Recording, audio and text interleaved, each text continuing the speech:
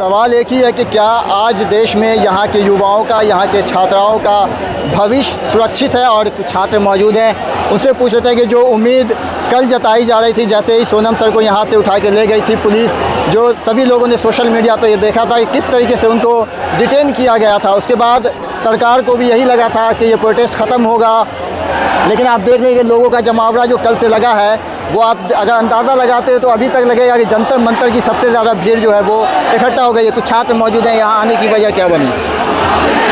क्या पूछिए? यहाँ आने की क्या वजह बनी, कहाँ से आए आप? आने की वजह है अपना एजुकेशन सिस्टम को ठीक करना, और हम सब अपने लिए आए हैं। और सब यहाँ पे बहुत सारे प्रॉब्लम्स हो रही है, चाहे एजुकेशन से हो या बलात्कार से हो, बहुत सारी प्रॉब्लम्स आ रही है। उन सब का हम सोल्यूशन लेने आए हैं, और मुझे लगता है, उम्मीद है कि सोल्यूशन ज़रूर मिलेगा।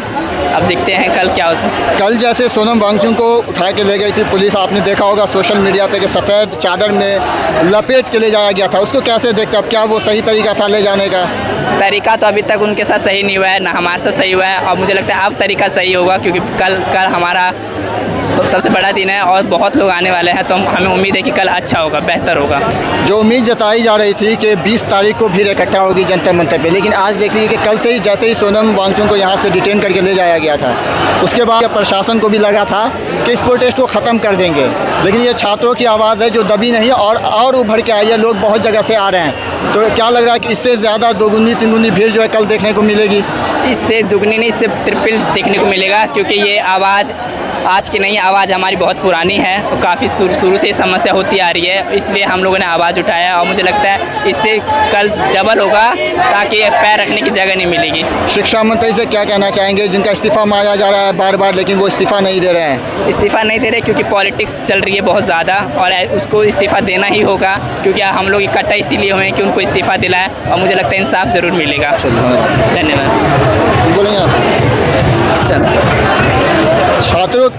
छात्रों के भविष्य को अभी आप देश में कैसे देख रहे हैं? जिस तरीके से पेपर लीक का मामला बढ़ता गया, प्रोटेस्ट चालू हुआ, और कहीं ना कहीं कल इसको ख़त्म कराने की कोशिश भी की गई थी, तो कैसे देख रहे हैं? क्या आप देश में छात्रों का भविष्य कैसा है? देखिए, ये छात्र अब जागरूक हो गया, भारत देश का युवा जागरूक हो गया है, वो अपने हक अधिकार लड़ना जानता है। और ये सरकारें जब डरती है पुलिस को आगे करती है। आप देख सकते हैं जंतर मंतर पर कल से ज़्यादा भीड़ है। जिस तरह से सोनम जी को पुलिस द्वारा उठाया गया, हॉस्पिटल भेज दिया गया, ये गैरकानूनी था। और आपको कल को 20 तारीख का आह्वान जैसे करेक्ट है सदन का घेराव करने का, आपको कल को दिल्ली जाम मिलेगी। क्या लगता है कि सोनम वांगचुक को जैसे कल डिटेन किया गया था, तो क्या ये मंशा थी सरकार की कि प्रोटेस्ट को ख़त्म किया जाए, लेकिन आप देख रहे हैं कि भीड़ उससे ज़्यादा उभर के आई है? बिल्कुल यही मंशा सरकार की थी कि सोनम जी को उठा लेंगे और ये युवा अपने अपने घर चले जाएंगे, लेकिन कल से ज़्यादा युवाओं में, बच्चों में जोश है, और वो परिवर्तन चाहते हैं। इस भ्रष्टाचार सरकार के खिलाफ, धर्मेंद्र प्रधान के खिलाफ, ये भ्रष्टाचार पूरी की पूरी सरकार है। इसको कैसे न कैसे जड़ से उखाड़ फेंकना है 2027 में वोट के माध्यम से। और ये बच्चे अब जागरूक हो गए हैं। शिक्षा हमारे लिए बहुत महत्वपूर्ण है। शिक्षा से हम लोग देश को आगे बढ़ा सकते हैं। IPS, DM, जज, वकील, बड़े बड़े अधिकारी शिक्षा से बनेंगे। बच्चे पढ़ेंगे लिखेंगे तो देश का भविष्य बनेंगे, और ये सरकार नहीं चाहती कि ये देश के बच्चे पढ़े लिखे आगे बढ़े। क्या लगता है कि मौजूदा सरकार जो है वो कहीं ना कहीं एजुकेशन को ख़त्म करना चाह रही है देश में, ताकि छात्र जो वो आगे ना बढ़े? ऐसा लगता है आपको? बिल्कुल, सरकार यही चाहती है कि ये लोग ना पढ़े, आगे ना बढ़े।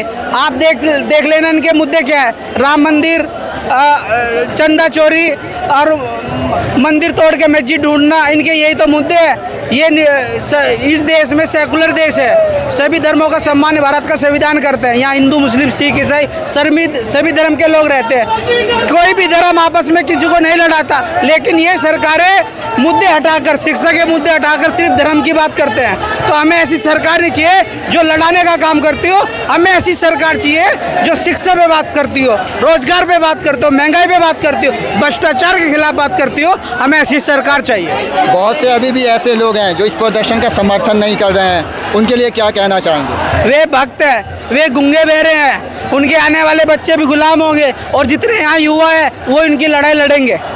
उनको क्या कहेंगे? वो दलाल हैं, गुलाम है। गुलाम तो हमेशा पहले भी थे, आज भी है। उनको क्या कहेंगे? वही गुलाम है। हमारी मौजूदगी जंतर मंतर पे और कल जो कुछ हुआ वो किसी के नज़र से बचा नहीं और सबने देखा है किस तरीके से सोनम वांगचुक को स्टेज से उठा के ले जाया गया था, सफ़ेद चादर में बांध कर लपेट कर। यहाँ जो है लोगों की संख्या जो बहुत ज़्यादा बढ़ गई है, कल जो हुआ वो किसी चीज़ को क्या सर हम सभी साथी छत्तीसगढ़ राज्य से आए हैं और हम लोगों ने जो कल की जो घटनाएं हैं उनको देख करके हमें बहुत दुख लगा, इसलिए छत्तीसगढ़ से कल ही बैठ करके आज यहाँ पे आए हैं और वांगचुक सर के समर्थन में आए हैं। मैं बताना चाहूँगा कि अब हमारे देश में जो है लोकतंत्र और संविधान नाम का जो शब्द है पूरा मिलने वाला है और हम जाना ही चाह रहे हैं। जिस प्रकार से देश को सुधारने को पीछे हम आंदोलन कर रहे हैं, उस आंदोलन की यदि तानाशाही नीति अपनाई जा रही है तो ये कहीं न कहीं आने वाले भविष्य के लिए और लोकतंत्र के लिए खतरा है। इसलिए हम चाहते हैं कि इनका जो है कहीं न कहीं से ईमानदारी और उनका प्रति कर्तव्य निर्धारित होना चाहिए। जो पदाधिकारी हैं आदरणीय मोदी जी जो भारत के प्रधानमंत्री हैं, तो उनको कम से कम ऐसी जो घटनाएं हो रही है उसमें उनको तत्काल में संज्ञान लेना चाहिए ताकि भविष्य में ऐसी घटनाएं न हो। समझ में ऐसा लगा होगा इसीलिए उन्होंने ऐसा कल का हथकंडा अपनाया था, किंतु अब उन्होंने जान गई है कि ये हथकंडा काम नहीं आने वाला है। क्यों? यदि वो इस्तीफा नहीं भी देते हैं तो उनकी भविष्य खतरे में हो चुकी है, क्योंकि आने वाले समय में इस तरह की लापरवाही को भारत का देश का युवा कभी बर्दाश्त नहीं करेगा। तो उनकी जवाबदेही बननी चाहिए इस देश के लिए और उनका इस्तीफा लेने के लिए उनको दबाव बनाना चाहिए और हम लोग भी दबाव बना रहे हैं। और साथ ही साथ लोकतंत्र का जो हत्या है उसको बचना चाहिए और संविधान के जो नियम है उसका भी रक्षा होना चाहिए। हम देख रहे हैं कि धीरे धीरे बीजेपी की सरकार हमारी फंडामेंटल राइट मानव अधिकारों का और उल्लंघन करते हुए हमको अपने अधिकारों से दूर भगाने का प्रयास किया जा रहा है। क्या लग रहा है कि जो चाल कल चली गई थी सरकार के द्वारा, क्या वो चाल बुद्धि पड़ गई सरकार के? बिल्कुल बिल्कुल, इसे कहते हैं विनाश काले विपरीत बुद्धि।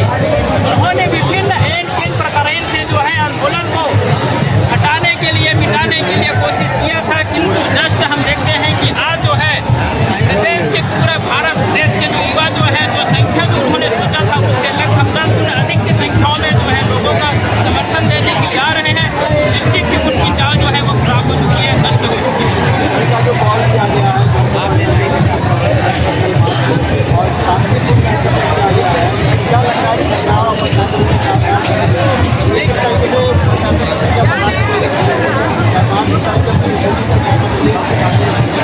देखिए मुझे तो नहीं लगता कि शासन प्रशासन हम लोगों को शांति से करने देगी, लेकिन हम भारत के नागरिक हैं, बाबा साहब अम्बेडकर के संविधान को मानने वाले हैं, लोकतंत्र के अधिकार को मानने वाले हैं। हमारी जो आंदोलन है निश्चित रूप से शांति आंदोलन होगी और हम सभी साथी जो है इस आंदोलन में भाग लेंगे और शांति मार्च के लिए जो है वांगचुक सर का समर्थन जरूर करेंगे। क्या लग रहा है कि शिक्षा मंत्री का अभी तो नहीं किया गया और यहाँ सरकार को सोनम वांगचुक से बात करनी चाहिए थी, वहाँ उनको दिल्ली हाईकोर्ट का हवाला देकर उनके सेहत का हवाला देकर डिटेन करके अस्पताल पहुँचाया गया, तो उससे पहले उनसे बात भी तो हो सकती है। मुझे लगता है कि ये जो आंदोलन है वो केवल एक शिक्षा विभाग को लेकर के किया गया था, किंतु सरकार को डर है कि कहीं यहाँ शिक्षा मंत्री का इस्तीफा देने के साथ साथ उनके विभिन्न विभागों के मंत्रियों के जो गलत काम हुए हैं, जो अनैतिक कार्य हुए हैं, जो भ्रष्टाचार हुए हैं, उनके विरुद्ध में भी जो युवा आवाज़ उठा लेंगे तो उनको भी इस्तीफा देने की मांग आ जाएगी। इसीलिए आज तक उनका इस्तीफे के बारे में किसी प्रकार से बात नहीं हुई, ऐसा मेरा मानना है।